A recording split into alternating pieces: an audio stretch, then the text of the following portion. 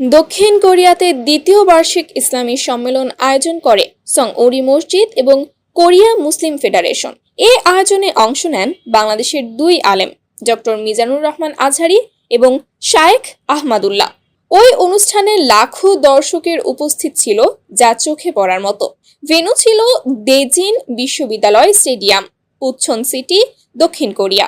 আলোচনা রেখেছেন আস সুন্নাহ ফাউন্ডেশনের সম্মানিত চেয়ারম্যান শায়েখ আহমাদুল্লাহ। ডক্টর মিজানুর রহমানের ফেসবুক পেজ থেকে এমন একটি পোস্ট ভাইরাল হয়। বাংলাদেশের মানুষদের চাওয়া এমন অনুষ্ঠান বাংলাদেশে হোক, যেখানে বাংলাদেশের সব আলেমদের উপস্থিতি থাকবে।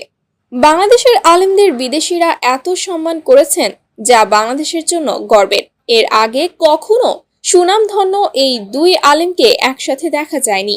মিজানুর রহমান আজহারি এবং শায়েখ আহমাদুল্লাহকে একসাথে দেখে অনেকেই খুশিতে আত্মহারা।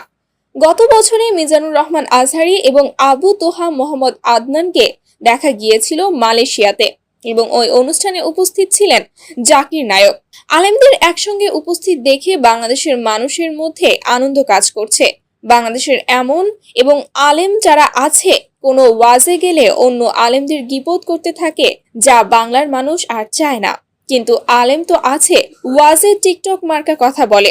দিন শেষে আমরা জনগণ চাই বাংলাদেশের সব আলেম একসাথে ইসলামের দাওয়াতের কাজ করুক, বাংলাদেশের মানুষকে ইসলামের পথে নিয়ে আসুক। আয়নাগরে যাদেরকে টর্চার করা হয়েছে এরা যুদ্ধবন্দী না, এরা তো কারাবন্দী, তাও অন্যায় ভাবে। এনফোর্স ডিসঅ্যাপিয়ারেন্স ছিল, অন্যায় ভাবে তাদেরকে গুম করা হয়েছে।